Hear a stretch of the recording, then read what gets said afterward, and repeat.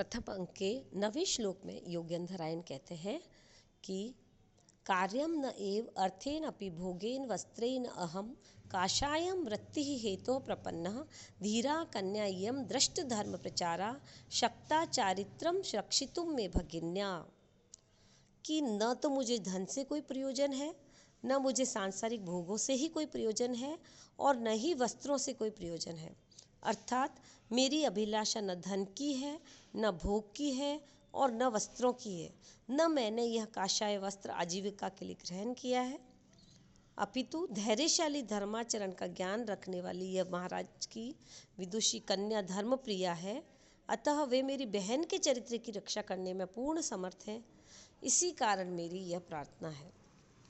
कहने का तात्पर्य यह है कि इस श्लोक में योगेंद्रायण अपनी कार्य सिद्धि के लिए वासवदत्ता को पद्मावती के पास रखना चाहते हैं और वह दान देने वाली पद्मावती के पास कांचुकी बहन की रक्षा के लिए प्रार्थना करता हुआ कहता है कि हे श्रीमन, मेरी धन के प्रति अभिलाषा नहीं है, मुझे कोई ऐसा कार्य नहीं है जिसके लिए धन की आवश्यकता हुई, इसलिए और ना ही मुझे सांसारिक भोगों से ही कोई प्रयोजन है। मैं तो तपस्वी हूँ और तपस्वी जन को तो सभी इन भोगों से विरक्ति रहती है। मुझे तो और ना मैंने अपने भरण पोषण के लिए इस तपस्वी वेश को ग्रहण नहीं किया है, अपितु धर्म आचरण के लिए इस वेश को धारण किया है। और चूंकि राजकुमारी धैर्यवान है, ज्ञान संपन्न है और धर्म आचरण को भली भांति जानती है, अतः मैंने ये देख लिया है, अतएव यह राजपुत्री मेरी बहन के चरित्र की रक्षा करने में समर्थ है। इसी कारण मैं अपनी बहन को राजकुमारी के संरक्षण में रखना चाहता हूँ।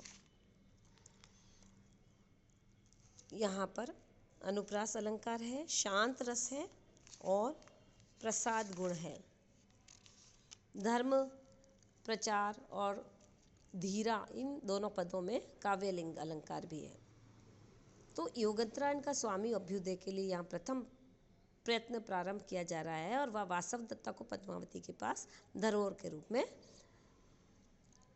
रखना चाहता है, परंतु वो ऐसे ही नहीं सौंप देता है, बल्कि वह पद्मावती को की परीक्षा भी मूक भाव से ले रहे हैं और उनके कार्य अकार्यों को देख रहे हैं और उनको लगता है कि वासवदत्ता के सतीत्व की रक्षा पद्मावती ही कर पाएंगी। 10वें श्लोक में कांचुकी पद्मावती से कहता है कि यह कार्य तो अत्यंत दुरूह है, कठिन है कि किसी की बहन को धरोहर के रूप में हम संभाल के रखें। तो वो कहता है सुखम अर्थः भवेत दातुम, सुखम प्राणाः, सुखम तपः, सुखम अन्यत भवेत, सर्वे दुखम न्यासस्य रक्षणम।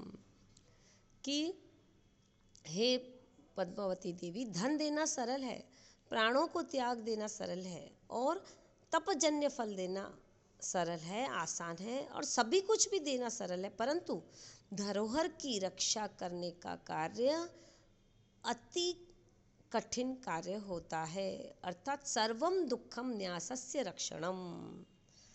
कि कष्ट साध्य पंचाग्नि तप आदि का भी फल दिया जा सकता है, परंतु धरोहर की रक्षा करना अत्यंत कठिन कार्य है और वह भी किसी स्त्री की रक्षा करना तो और भी कठिन कार्य है। तो इस श्लोक में अनुष्टुप छंद भी है और सामान्य से विशेष का समर्थन होने से अर्थांतरन्यास अलंकार भी है। तो वस्तुतः सामाजिक दायित्व का निर्वाह करने वाले व्यक्ति के लिए धरोहर की रक्षा का दायित्व निर्वाह करना अत्यंत कठिन माना गया है। इसका कारण है कि व्यक्ति जहाँ सुख दुख में स्वतंत्र होता है वहाँ दुख सुख का अनुभव करता है, परंतु जहाँ उसके द्वारा किसी अन्य को अतिशय दुख की अनुभूति हो तो वह उसके लिए दुस्सह हो जाता है। धरोहर पर स्वामित्व तो दूसरे का है, उसके प्रति स्वामी का अपनत्व, मोह आदि होना स्वाभाविक होता है। अतः धरोहर की रक्षा करना अत्यंत ही कठिन कार्य होता है। यहाँ पर प्रसाद गुण है।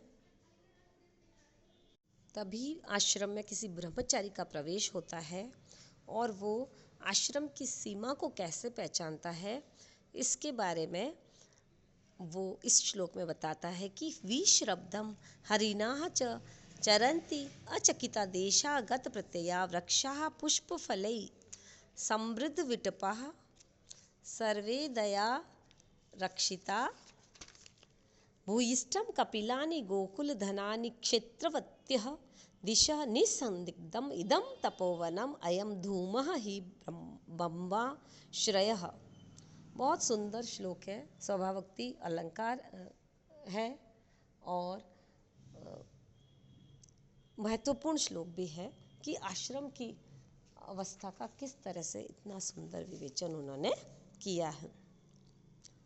अत्र अर्थात यहाँ आगत प्रत्ययाः विश्वास उत्पन्न हो जाने के कारण हरिणाः अचकिताः जो हिरणों का झुंड है वह बिना चौंके हुए भयभीत हुए शांत विश्रब्धम विश्वस्त होकर चर रहे हैं। सर्वे वृक्षा सभी वृक्ष दया रक्षिता प्रेम से पाले पोसे गए हैं।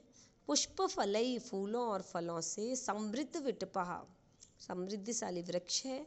कपिलानि गोकुल धनानि कपिल वर्ण वाली गायों के समूह रूपी धन।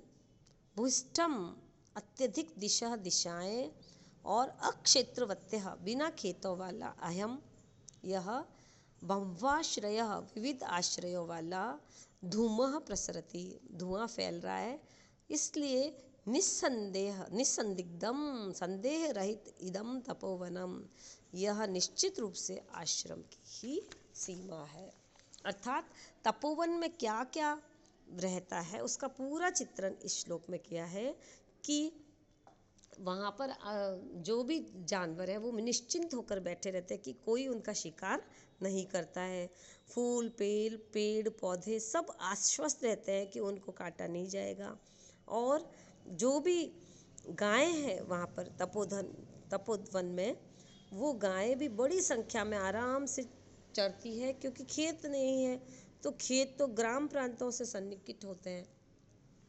तथा इन पांचवा प्रबल कारण यह है कि आश्रम की सेवा का कि विविध प्रकार के हवन किए गए द्रव्यों की गंध से बहुविध धुआं भी यहाँ पर उठ रहा है। अतः इसमें कोई संदेह नहीं है कि यह आश्रम सीमा नहीं है, अर्थात निश्चय ही यह आश्रम की सीमा है।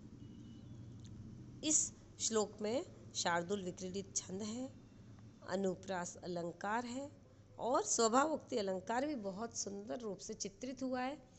और जहाँ आश्रम आदि का वर्णन होता है वहाँ शांत रस होता है और प्रसाद गुण होता है।